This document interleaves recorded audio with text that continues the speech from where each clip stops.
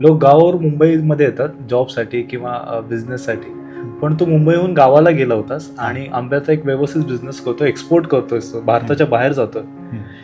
ह्याची प्रोसेस काय होती, म्हणजे हे कसं सुरू केलंस किंवा आंबाच का चूज केलास तू? सगळ्यात जास्त उत्पादन आंब्याचं उत्तर प्रदेशमध्ये होतं. ब्रिक्स मीटर म्हणून एक इन्स्ट्रुमेंट असतो ज्यात तुम्ही आंबा किती गोड आहे अच्छा, तो एकदा चेक करू शकता.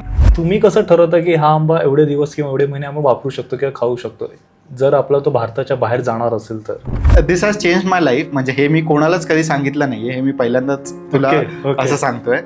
तू 20-21 वर्षाचा असेल. 21 वर्षाचा असेल. अच्छा. तर तेव्हा मी शॉर्माचे 3 आउटलेट सुरू केले होते पुण्यामध्ये. बरेचसे शेतकरी आमच्यासोबत सध्या जुडलेले आहेत. शिव कोकण FPC म्हणून आम्ही सध्या फॉर्म केलेला आहे. तर नमस्कार, आज आपल्या पॉडकास्टवरती आलाय सगळ्यात माझा आवडता जवळचा लाडका मित्र यशराज पाठक. भाई, कसा आहेस? थँक्यू सो मच भाई. सगळ्यात आधी स्वागत आहे आपल्याच पॉडकास्टवरती. Thank you so much.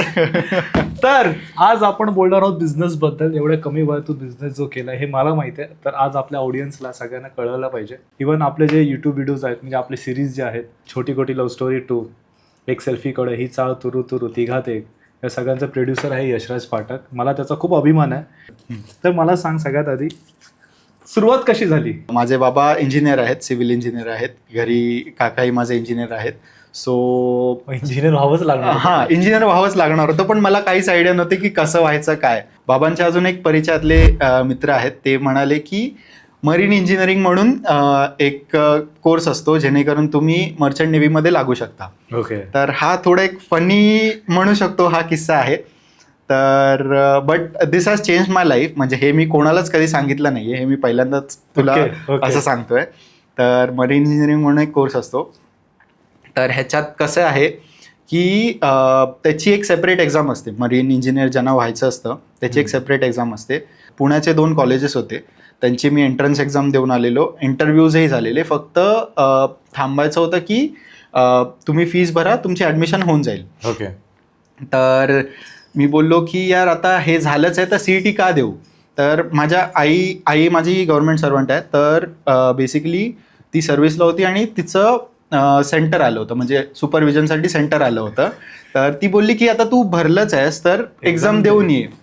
मी बोललो ठीक आहे, बघू. आता मी दमून वगैरे आलेलो, रात्री मी बोललो उठलो तर जातो. हा, असं म्हणजे एवढा कॅज्युअल हे होता तेव्हा, उठलो तर जातो. एक्झाम दिल्यानंतर त्याचं थोड्याच दिवसांनी रिझल्ट आला, चांगला रिझल्ट आला. 86 मला मार्क्स मिळाले. म्हणजे ते जे तुला उठल्यानंतर जायचं होतं त्या एक्झाम? हा, CETच्या एक्झाममध्ये 86 मार्क्स मिळाले आणि इट वॉज व्हेरी गुड. म्हणजे गुड ॲज इन की बाकीची जी मुलं त्यासाठी प्रिपेअर करत होती त्यांना माझ्यापेक्षा कमी मिळाले. It was decent enough. आणि तेव्हा एक मूवी आला होता रुस्तम म्हणून. तर रुस्तम मूवीमध्ये म्हणजे ज्यांनी बघितला असेल रुस्तम मूवी, म्हणजे त्यांना नेव्ही कॅन्सल केली. हा, तर त्यांना माहित असेल की त्या मूवीमध्ये काय होतं. तर मी फुल असा त्या ह्याच्यावर झालो की यार असं माझ्यासोबत झालं तर फॅमिली लाईफ काय होईल, 6 महिने आपण बाहेर असणार. मी बोललो नाही, आता काहीतरी कारण शोधलं पाहिजे. घरी तर हे कारण नाही सांगू शकत. मग मी बोललो चल ठीक आहे, ॲटलिस्ट ना आपण हे ना पोस्टपोन करू. करायचं हेच असेल ना तरी हे थोडं पोस्टपोन करू, आपल्याला थोडा वेळ मिळेल. अजून एक परिचयातले आहेत काका, त्यांना मी विचारलं आपल्याला काय करू शकतो, म्हणजे जे या फील्डशी रिलेटेड आहेत तर काय करू शकतो. तर ते बोलले की GME म्हणून एक कोर्स असतो, ग्रॅज्युएट मेकॅनिकल इंजिनियर. तर तू पहिले मेकॅनिकल इंजिनिअरिंग करून नंतर you can do a course of this merchant नेव्हीचा आणि देन यू कॅन जॉईन. मी बोललो ठीक आहे, चल थोडा 4 वर्षाचा अजून वेळ मिळाला. तर बेस्ड ऑन दिस मार्क्स, CETच्या मार्क्सने, म्हणजे ज्याच्यात माझं काही असं हे नव्हतं की अशीच दिलेली मी एक्झाम. हा, तर उठलो की जाईन. हा, तर मी गेलो आणि मग त्यात पण एक छानसं कॉलेज माझं ठाण्यातलं लागलं, AP शाह म्हणून एक कॉलेज आहे. तिथून मी बोललो मेकॅनिकल इंजिनिअरिंग करूया. कारण माझा ऑलरेडी एक फ्रेंड होता, तो कॉम्प्युटर सायन्सला होता त्या बॅचला, त्याची फर्स्ट बॅच होती. तर तो बोलला की छान कॉलेज आहे, तू जॉईन करू शकतोस आणि नवीन कॉलेज असल्यामुळे तुला तिथे म्हणजे तुमच्यावर नीट लक्ष अजून दिलं जाईल. तर मी बोललो ठीक आहे, चल आपल्याकडे 4 वर्ष असे आहेतच, आपण मेकॅनिकल इंजिनिअरिंग करूया. मग मेकॅनिकल इंजिनिअरिंगला जॉईन केलं.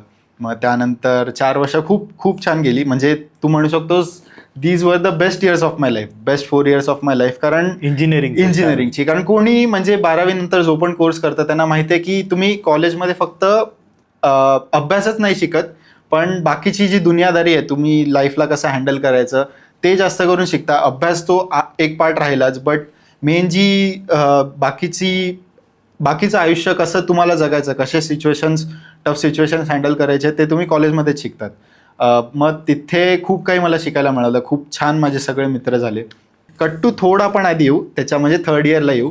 तर थर्ड इयरला माझा पुण्यामध्ये शॉर्माचे 3 आउटलेट्स मी सुरू केले होते. हो, हां, तर म्हणजे तू 20-21 वर्षाचा असेल. 21 वर्षाचा असेल. हो. अच्छा. तर तेव्हा मी शॉर्माचे 3 आउटलेट सुरू केले होते पुण्यामध्ये. एक आधीच आउटलेट सुरू केला, मग बोललो की चांगला रिस्पॉन्स येतो, मग अजून एक सुरू केला. जवळजवळ 3 विमाननगर एरिया आहे, तिथे सुरू केले होते आणि त्याला छान रिस्पॉन्स येत होता. मग आलं कोविड, आणि कारण because that business was based on IT parks, आणि तर मग तो मला बंद करावा लागला, कारण सगळे IT पार्क्स आणि बंद झाले होते.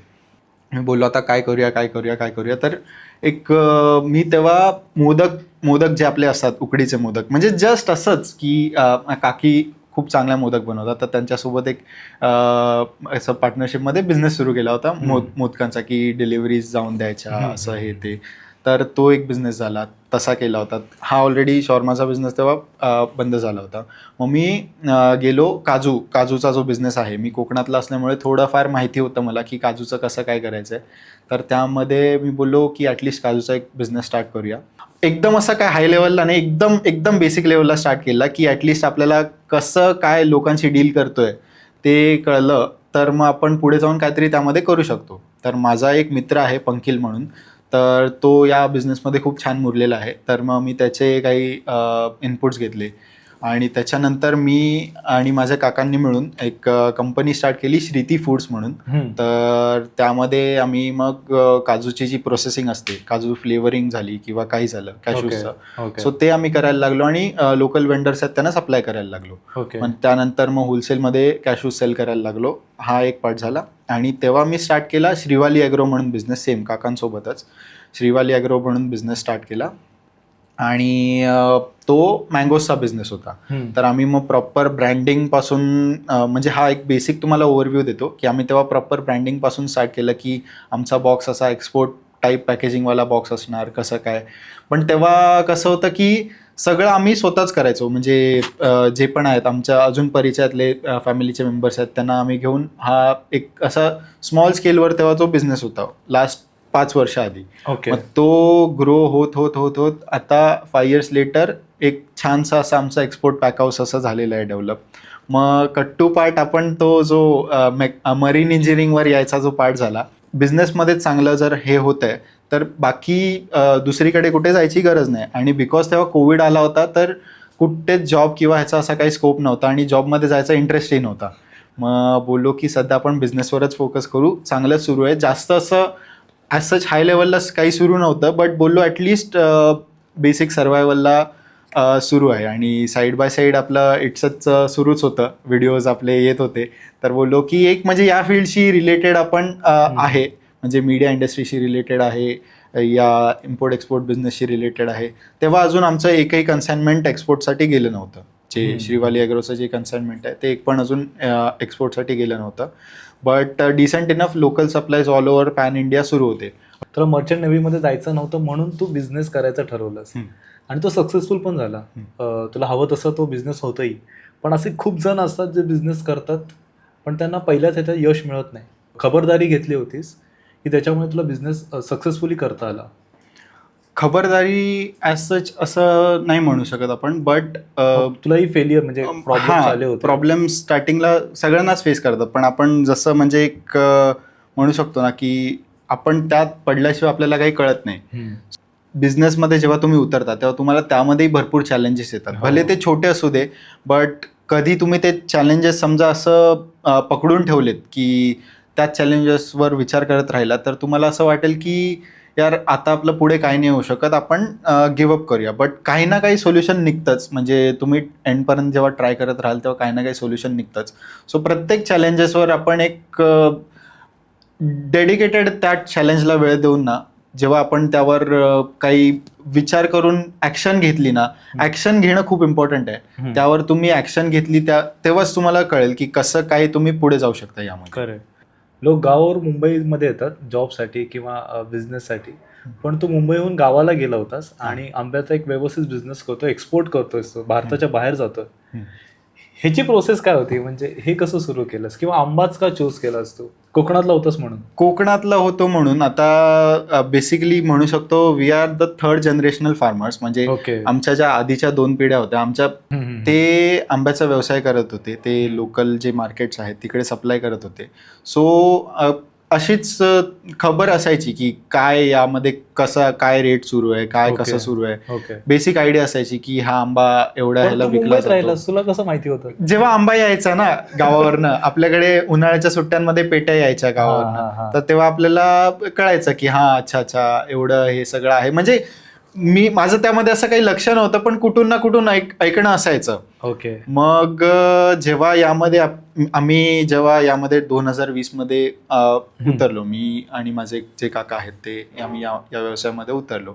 तर तेव्हा आम्हाला कळलं की काय काय अजून चॅलेंजेस आहेत. फक्त आंबा आपण तिकडून मागवून इथे पॅक करून पुढे विकणं हे खूप सोपं वाटतं लोकांना, पण त्यामध्येही तुम्हाला बरेचसे एस्केलेशन्स, म्हणजे तुम्हाला बरेचसे त्यामध्ये चॅलेंजेस येऊ शकतात की आंबा आतून खराब निघाला तर ते तुम्हाला कस्टमरना फेस करायचं आहे.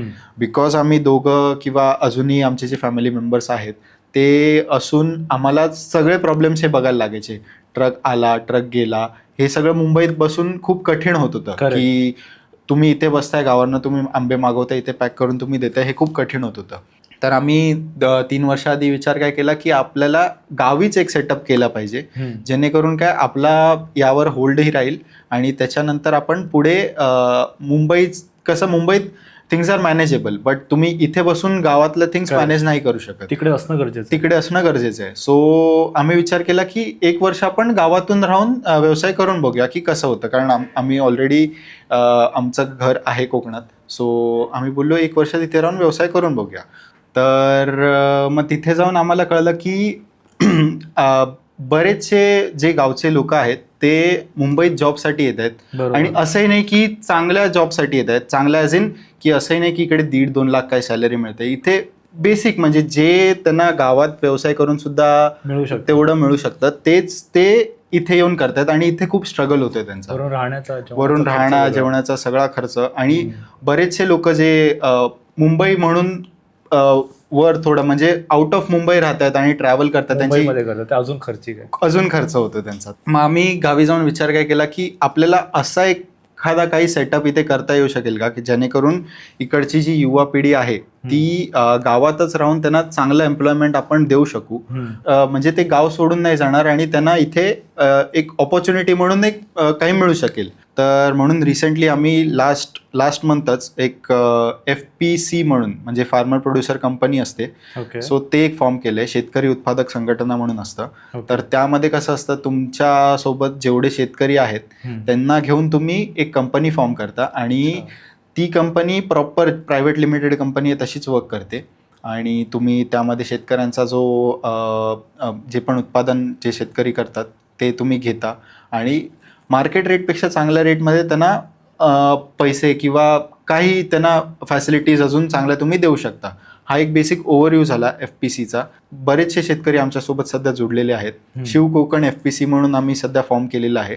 श्रीवाली ॲग्रोच्या अंडर ते फॉर्म केलेलं आहे, शिव कोकण FPC म्हणून. बरेचसे फार्मर्स मागच्या 5 वर्षात जे व्यवसाय करत आहेत आमच्यासोबत ते सध्या आमच्यासोबत जोडलेले आहेत, आणि पुढे जसं जसं जाऊ तसे अजून शेतकरी जोडले जातील, आणि एम्प्लॉयमेंटचा जो चॅलेंज आहे गावचा तो एक तिकडे आपण सॉल्व्ह करू शकतो या ह्याच्यानुसार. ओके. मग अजून एक मी किस्सा ऐकलेला की कोकणामध्ये जे काही आंबे काढायचे असतात त्यासाठी मराठी मुलं किंवा मराठी तिकडचे लोक करायला तयार होत नाहीत.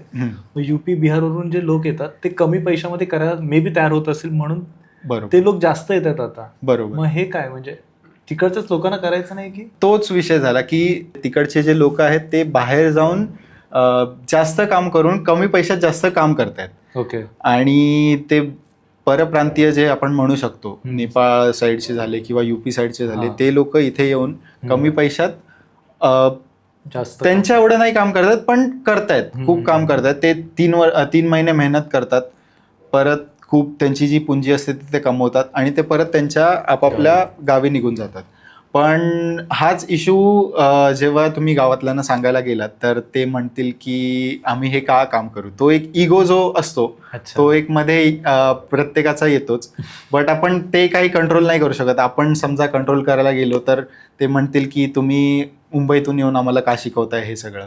पण तेच आहे, हा FPC जो आम्ही फॉर्म केलाय तर तो एक आदर्श राहू शकेल त्यांच्यासाठी की तुम्ही इथे येऊन सुद्धा चांगली कमाई म्हणजे तुमच्या उत्पादनाने चांगली कमाई कशी करू शकता, तुमचा आंबा बाहेरच्या देशांमध्ये कसा जाऊ शकतो हे त्यांना आम्ही एक म्हणजे शो अँड म्हणजे एक एक्झाम्पल तुम्ही त्यांना आधी दाखवलं तर मग ते एक्झाम्पल फॉलो करू शकतील तुमचं बघून आणि then they can come back and then they can start it again असं आहे. पण आंबा हा नाशवंत पदार्थ म्हणजे नाशवंत फळ आहे, म्हणजे तू जो पिकला त्याच्यानंतर काही दिवसात तुम्हाला खावं लागेल, नाही तर तो खराब होईल. बरोबर. मग तू एक्सपोर्ट करतोस, मग तुम्ही कसं ठरवता की हा आंबा एवढे दिवस किंवा एवढे महिने आम्ही वापरू शकतो किंवा खाऊ शकतो, जर आपला तो भारताच्या बाहेर जाणार असेल तर? बऱ्याच प्रोसेसेस आहेत प्रत्येक ह्याच्या. आम्ही over the last period of 5 years आम्ही बरेच रिसर्च करून किंवा इथून बरेचसे आमच्यासोबत जे जुळलेले व्यक्ती आहेत ते आम्हाला छान मिळाले आणि त्यांनी छान गायडन्स केलं की आपण कसा आंबा निर्यात करू शकतो बाहेरच्या देशामध्ये. आधी आम्ही आंबा लोकल रिटेल मार्केटला विकायचो, तर मग त्यानंतर बोलू की आता आपल्याला आंबा हा एक्सपोर्ट करायचा आहे आपला, तर काय करायचं आहे. तर आधी आम्हाला वाटलं होतं की फक्त आपण आंबा जायचा बाहेरचा एक बायर फाइंड करायचा आणि त्याला आपण इथून प्लेनने पाठवायचा. बट ह्याच्या मागे खूप डॉक्युमेंटेशनची प्रोसेस असते, तर तुम्हाला बरीचशी लायसन्स काढायला लागतात. यासाठी इम्पोर्ट एक्सपोर्ट कोड एक असतो, ते लायसन्स झालं. GST सर्टिफिकेट एक झालं. त्यानंतर तुम्हाला कस्टम्समध्ये रजिस्ट्रेशन करावं लागतं आईस गेटवर, ते एक झालं. मेन तुमचं जे रजिस्ट्रेशन असतं ते ज्या गव्हर्नमेंट बॉडीज आहेत त्यांच्यासोबत काही रजिस्ट्रेशन असतात. मँगोनेट झालं, GI रजिस्ट्रेशन झालं. त्यानंतर आपल्या वाशीला एक MSMB सेंटर आहे, तिथे तुम्हाला म्हणजे तुम्हाला आंबा समजा निर्यात करायचा असेल USA ला, तर तिथे तुम्हाला काही प्रोसेसेस असतात त्यांच्या. तर तुम्हाला आधी हे सगळे जे डॉक्युमेंटेशन आहे तो पार्ट एक तुमचा क्लिअर लागतो. मग त्यानंतर तुम्ही हा पार्ट क्लिअर असल्यानंतर तुम्ही आंबा तुमचा त्यांच्याकडे नेऊन द्यायचा. त्याच्यानंतर ते त्यावर काही प्रोसेसेस करतात. इरेडिएशन म्हणून एक प्रोसेस असते ती करतात. आंबा पॅक होतो. त्यानंतर परत जो US एक ऑफिसर खास त्यांचा तिकडून येतो, तो तुमचा आंबा चेक करतो की हा आंबा बाहेर जाऊ शकतो की नाही. इंडियात चेक करतो? इंडियात चेक करतो. वाशीचा जे सेंटर आहे तिथे येऊन चेक करतो. तिथे फ्रूट फ्लाईज म्हणून एक असतं, ते तुमच्या आंब्यात कुठेच नाही आहे, तर तुमचं कन्साइनमेंट USA ला जाऊ शकतं. कारण त्यांच्या इथे रूल्स बरेच स्ट्रिक्ट आहेत की आमच्या देशात मध्ये एखादंही तुमच्या इकडून पेस्ट नाही आलं पाहिजे. अच्छा. हां, तर ते खूप त्यांची काळजी घेतात. ऑस्ट्रेलिया झालं, न्यूझीलंड झालं, तिकडे रूल्स सेम आहेत. तिकडे VHT म्हणून जी प्रोसेस आहे ती तिथे यूज केली जाते. ह्या सगळ्या प्रोसेसेस आहेत ना, ते शेतकऱ्यांना प्रॉपर आपण म्हणजे मार्गदर्शन म्हणू शकतो, ते खूप कमी मिळते. म्हणजे लोकांना काय वाटतं की आपला आंबा फक्त म्हणजे जसं आमचा आधी माइंडसेट होता की आपला आंबा इथे द्यायचा, मग आपला तिकडचा एखादा बायर असेल तो फाइंड करायचा आणि आपण त्याला पाठवायचा. पण यामागे जी डॉक्युमेंटेशनची प्रोसेस आहे ती क्लिअर होण्यासाठी लोकांनी बरंच काही वाचलं पाहिजे, जेणेकरून त्यांना ते क्लिअर होईल. किंवा त्यांनी अजून लोकांसोबत बोललं पाहिजे, ज्या संस्था आहेत ज्या कन्सल्टेशन देतात, या गव्हर्नमेंट संस्था आहेत ज्या कन्सल्टेशन देतात, त्यांच्याशी जाऊन त्यांनी बोललं पाहिजे. तेव्हा कुठे जाऊन त्यांचा आंबा बाहेर निर्यात होऊ शकतो आणि त्यांना चांगला एक दर मिळू शकतो त्यांच्या आंब्याला. मग हे ठरवतो कोण? म्हणजे आपल्या शेतकऱ्याचा भाव सरकार ठरवतो तसं?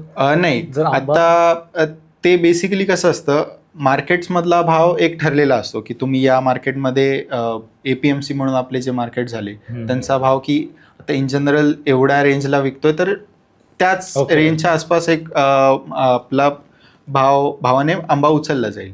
पण निर्यात करण्यात बेनिफिट काय असतो, जनरली सीझन असतो मार्च, एप्रिल, मे आणि जास्तीत जास्त जर पाऊस नाही पडला तर मिड जून पर्यंत. तर मार्चमध्ये कसं असतं, आंबा नवीन आलेला असतो, त्यामुळे मार्चमध्ये बराचसा तुम्हाला हाय रेट रिटेल मार्केटला मिळू शकतो. तर त्या संदर्भात निर्यात करायला कोण तेव्हा जात नाही. पण जसं एप्रिल मे येतो तर तेव्हा तुम्हाला निर्यात करण्याचं म्हणजे मार्केट्स बरेचसे उघडे होतात बाहेरचे आणि इकडचा रेट खूप पडलेला असतो तेव्हा मार्केटचा. तर तुम्ही तेव्हा छान रेट निर्यात करून प्राप्त करू शकता.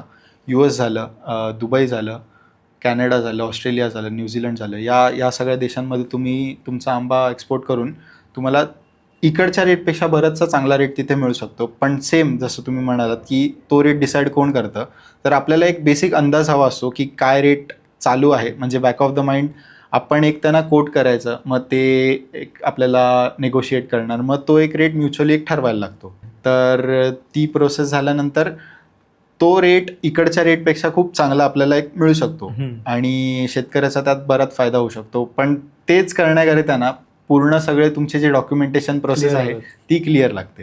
तर यासाठी योग्य मार्गदर्शन आपलं सरकार जे गव्हर्नमेंट आहे ते करतं, बट त्यासाठी शेतकऱ्यांनी त्यांच्यापर्यंत पोहोचलं पाहिजेत. पण कुठला आंबा जास्त होता हापूस?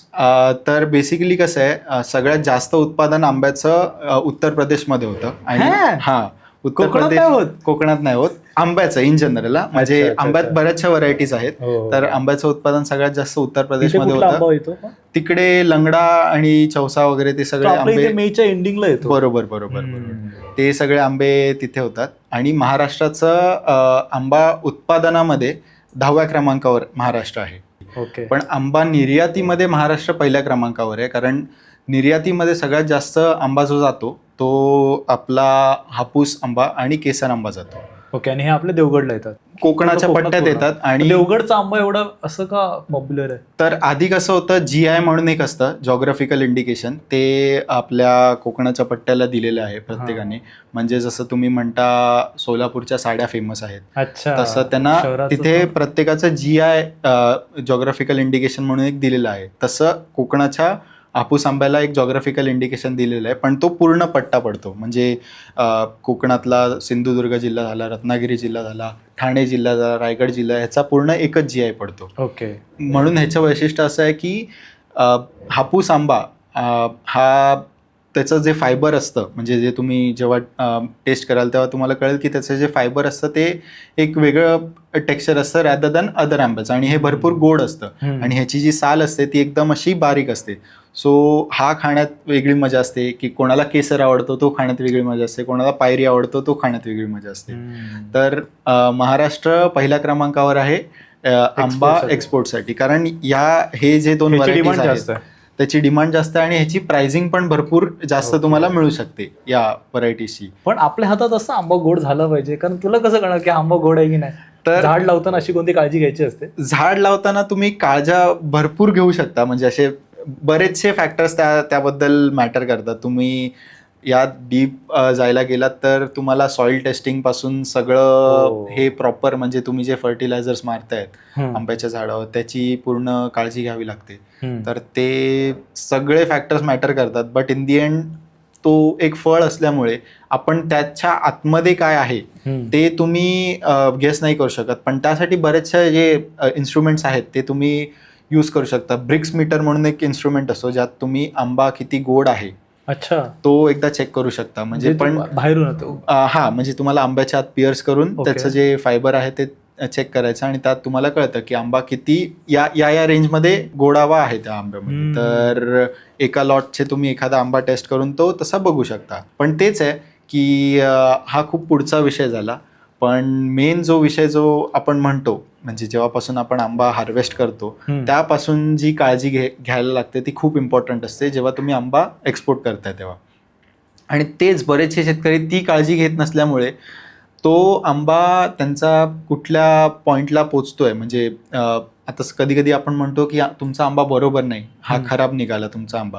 तर मेन जे पोस्ट हार्वेस्ट केअर जी म्हणतो आपण, जेव्हा आंबा काढतो आपण झाडावरनं त्याच्यानंतर जी केअर घेतो त्यासाठी ती केअर घेणं खूप इम्पॉर्टंट आहे. आणि त्यासाठी आम्ही प्रॉपर एक जो इन्फ्रास्ट्रक्चर आहे तो कोकणात आम्ही सेटअप केलेला आहे.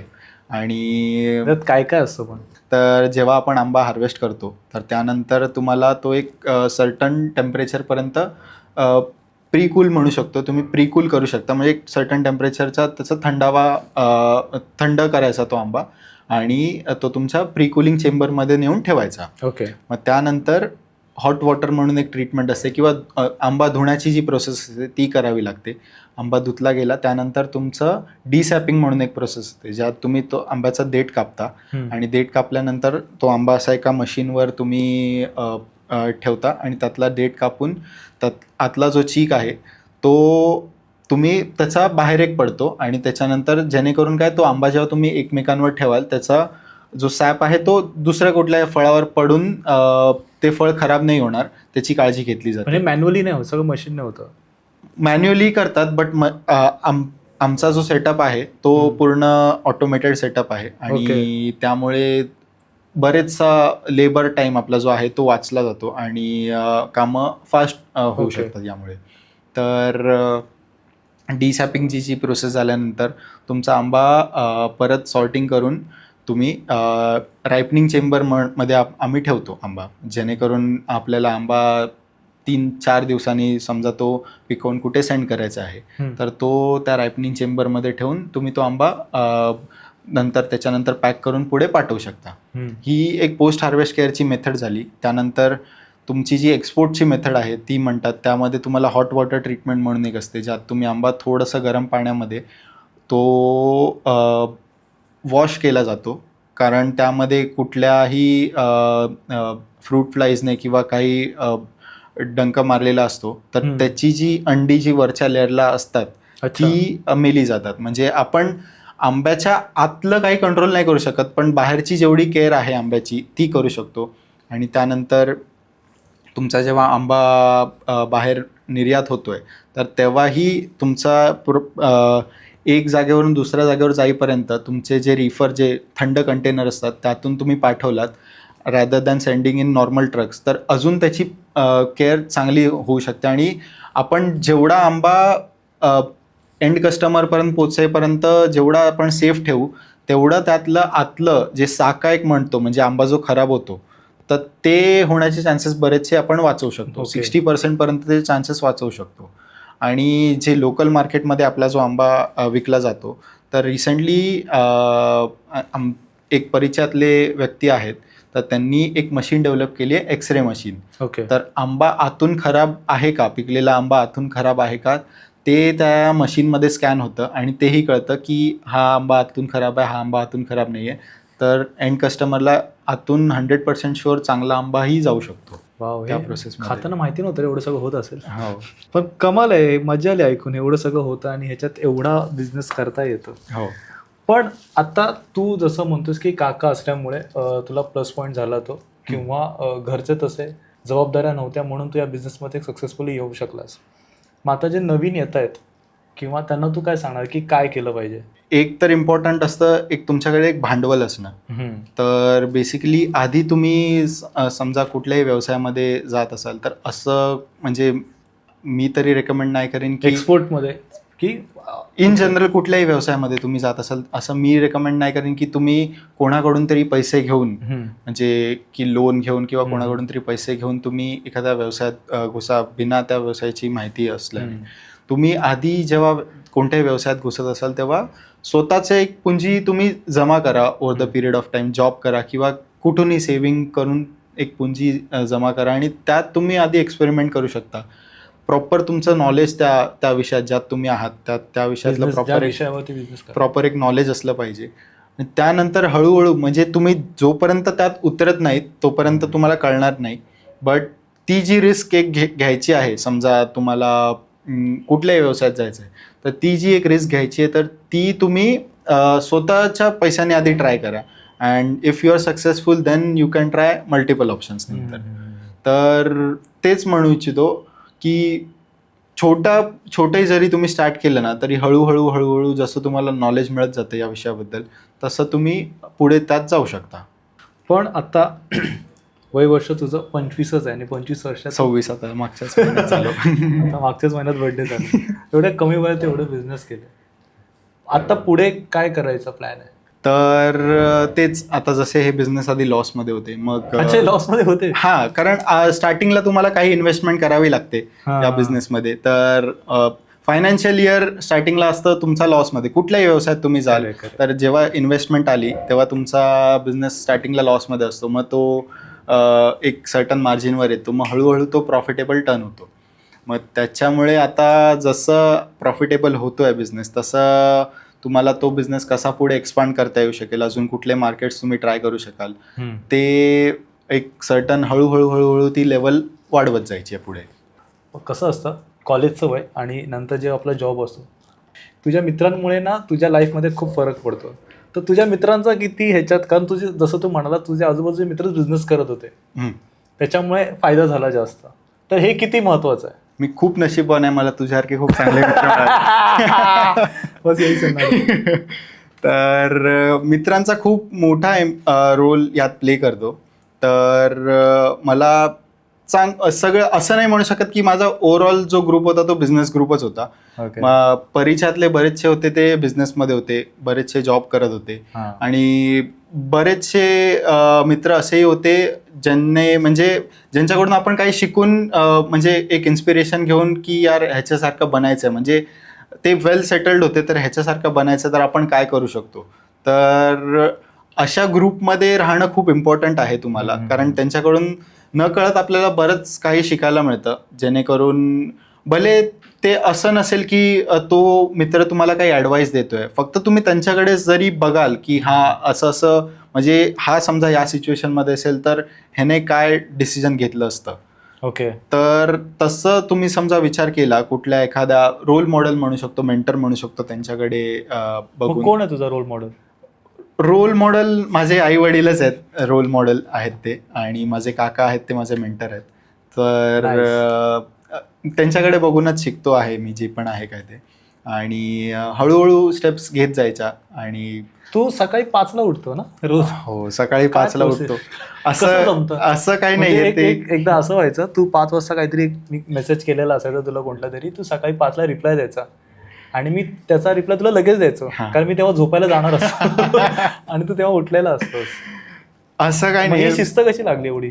हे सगळं म्हणजे म्हणू शकतो ना, कोविड डिसिप्लिन नाही, कोविडचा जो पिरियड होता ना, त्यामध्ये खूप असे बरेचसे छान चेंजेस झाले.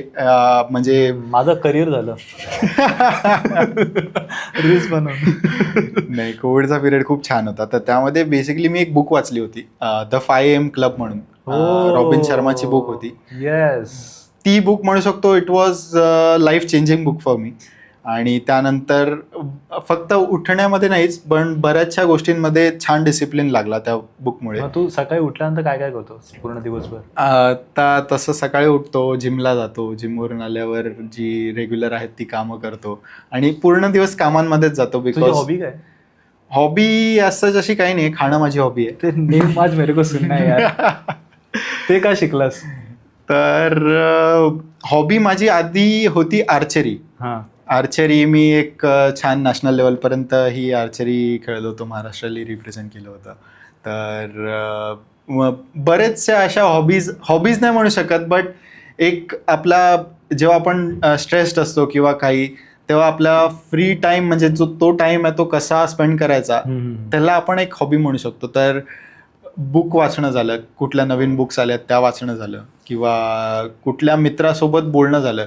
कधी म्हणजे असं तुम्हाला वाटतंय ना की तुम्ही खूप स्ट्रेस्ड आहात, तर मी कधी तुला फोन करतो, अरे भाई कुठे आहेस, ये चल जरा राऊंडला जाऊन येऊ. माझा एक छान मित्र आदित्य म्हणून, तर त्याला विचारतो, अरे भाई कुठे आहेस, चल जरा राऊंडला जाऊन येऊ. तर तो जो 15 मिनिटाचा जो वेळ असतो जो तुम्ही मित्रांसोबत स्पेंड करताय, तो खूप इम्पॉर्टंट असतो, जेणेकरून तुमचा जो ओव्हरऑल दिवसाचा जो स्ट्रेस आहे तो त्या 15 मिनिटात तुम्ही विसरू शकता. चार्ज होऊन जातो. तुमचे ते चांगले मित्र असले पाहिजे, चांगले मित्र तुमच्यासारखे. मग प्रोड्युसर होणं ही तुझी हॉबी आहे की काय? नाही, ह्याच्यात कसं आला? मग ह्याच्यात आता तीच स्टोरी तुम्हीच सांगू शकता सर, यामध्ये कसं आलो. तू बरं झालं आलास, त्याच्यामुळे वेबसिरीज झाली. नाही, ते हॉबी नाही म्हणू शकत, बट मला असं थोडं अट्रॅक्शन होतं, म्हणजे मीडिया इंडस्ट्रीमध्ये काही ना काही करायचंय. मग एकदा असंच आपण जिम मध्ये भेटलो, तेव्हा तू बोललास, अरे यार कोण. माझ्याकडे तो व्हिडिओ आहे, मी ऑब्व्हियसली वर्कआउट करतो, मागे बसला होता.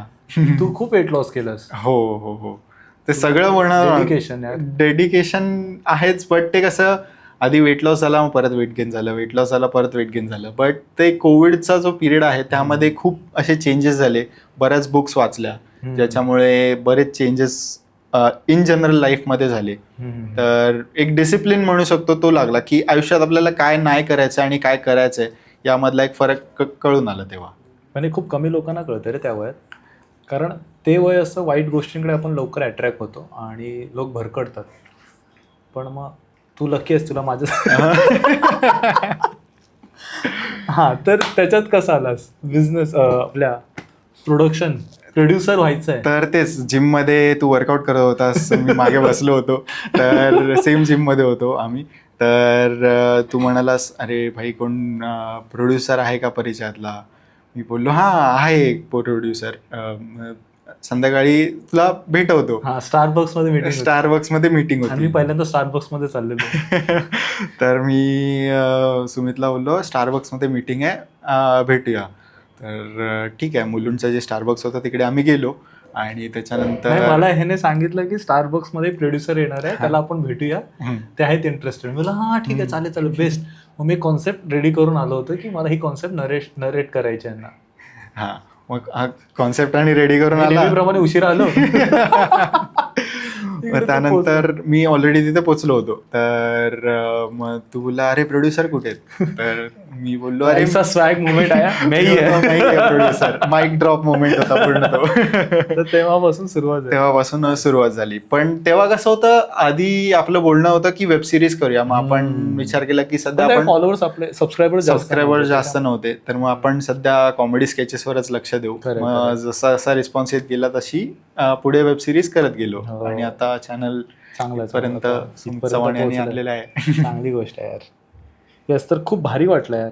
पण आता तू जसं तू म्हणतोस खूप वर्कआउट करतोस, त्याच्यानंतर बुक्स पण वाचतोस, बिझनेसमध्ये पण आहे, पण हे डिसिप्लिन राहण्यासाठी म्हणजे अशी कोणती गोष्ट ती मोटिवेट करते रोज तुला की हे केलंच पाहिजे? कारण हेच करणं खूप अवघड आहे. म्हणजे एवढं सोपं तर सक्सेस होतं सगळेजण झालं असतं, पण रोज वर्कआउटला जाणं पण खूप जणांसाठी कष्ट आहे रे.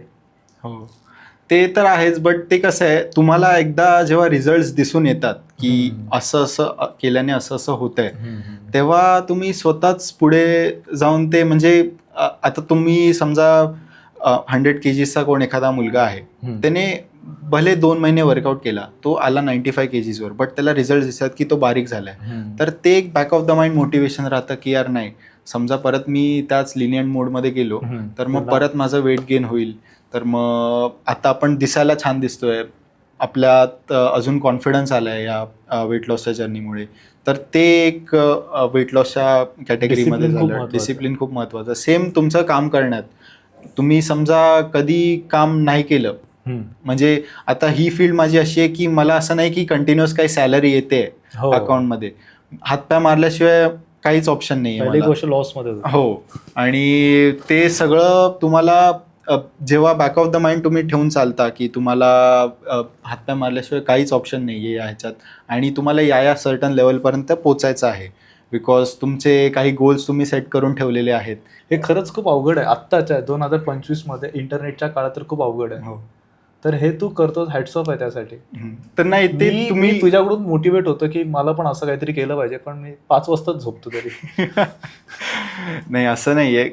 कुठल्या कुठल्या फील्ड्सला ते गरजेचं रात्रीच काम. हो, कारण मीडिया इंडस्ट्री कधी तुमचं ऑलरेडी रात्री शूट असलं तर काहीच पर्याय नाहीये. बट ही टास्क लिस्ट बनवणं खूप इम्पॉर्टंट आहे, जेणेकरून तुमच्या समोर तुमचे गोल्स राहतात. की तुम्ही बेसिक गोल्स जरी लिहिलेत की असं असं मला हे अचीव करायचं आहे, मग त्याच्यानंतर तुम्ही जेव्हा ते बघता, ओव्हर द वीक बघता, ओव्हर द मंथ बघता, तर त्यात तुम्ही पाहिलं तर पुढे अजून त्यात सब गोल्स डिवाइड करू शकता की भले इथपर्यंत पोचायचं तर आपल्याला काय काय स्टेप्स उचलायला लागतील.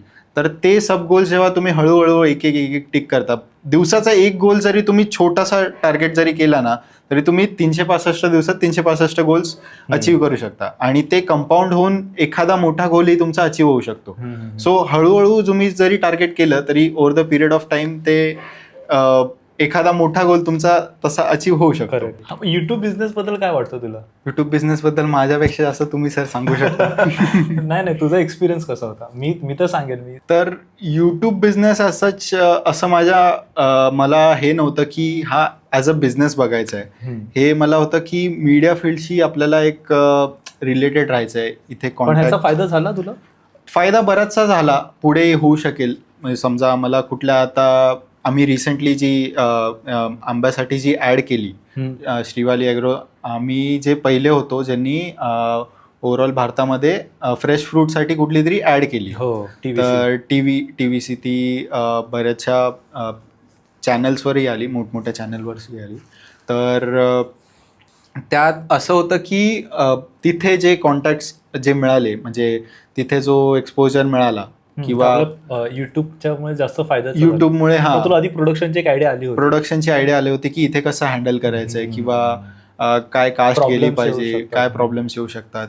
तर ते तुम्हाला बिझनेसमध्ये ते चॅलेंजेस मला जे बघायला मिळाले, म्हणजे जेव्हा ॲड शूट करत होतो तर ते खूप सोपं झालं या दरम्यान. आणि बरेचसे कॉन्टॅक्ट्स असल्यामुळे या इंडस्ट्रीतले, तर असं झालं की ॲड शूट करताना काही त्रास नाही झाला. की समजा कोण नवीनच माणूस ॲड शूट करायला गेला तर त्याला सगळं आउटसोर्स करावं लागलं असतं. पण ही ॲड कशी तुझे कॉन्टॅक्ट्स असल्यामुळे, तू बरेचसे फ्रेंड्सचे रेफरन्स दिल्यामुळे, तर त्यांनी असं कोलॅबोरेटिव्ह ह्याच्यात छानसं पण त्या कमाल झाल्या होत्या. कमाल ॲड झाल्या होत्या त्या. आता त्याचे तुझा विषय जो होता मातीतला, म्हणजे दशावतारला घेऊन, बरोबर. सो कोकणातला विषय ठेवला, तो जास्त रिलेट झाला म्हणून. बरोबर. तर ते एक दशावतार जे कलाकार आहेत त्यांचंही एक म्हणजे जे हळूहळू ते संपत चाललेलं आहे, तर ते एक जगाला आपण दाखवू शकतो की आंब्याच्या थ्रू त्यांचंही हेरिटेज कसं आपण मेंटेन करतो ते तिथून दाखवता आलं. खरंच यश, छान वाटलं तुझ्याशी बोलून. म्हणजे पूर्ण आपण एक 7-8 वर्षापासून मित्र आहोत. 8 वर्ष जेवढं आपण बोललो नाही तेवढं एका तासात बोललो. थँक्यू सो मच आल्याबद्दल, आणि Most पुढच्या welcome. तुझ्या Yes. पूर्ण वाटचालीसाठी खूप खूप शुभेच्छा. आणि ते गिफ्ट एक द्यायचंय तुला. काय घ्यायचं? गिफ्ट तुला द्यायचंय. मला गिफ्ट द्यायचं? येस. टॅन. येस. अरे मी ऐकलंय हे भूमी पेडणेकर पर्यंत जातात हे. हो. त्याचा काय किस्सा आहे? तर ते परिचयातलेच आहेत. तर भूमी ते- पेडणेकर मोठे कॉन्टॅक्ट आहेत तुझे, हो. डायरेक्ट सुमित चव्हाण वगैरे. एक छोटीशी भेट. म्हणजे थँक्यू सो मच. तसंही तुम्हाला आम्ही देतोच, पण दरवर्षी येतात. दरवर्षी आई येतात. एवढी खुश होती. आईला बोलू मी आज यशला भेटणार, आंबे भेटणार आहे. आई आंबे घेऊन येतोय. थँक्यू भाई. God bless you. Thank you so much.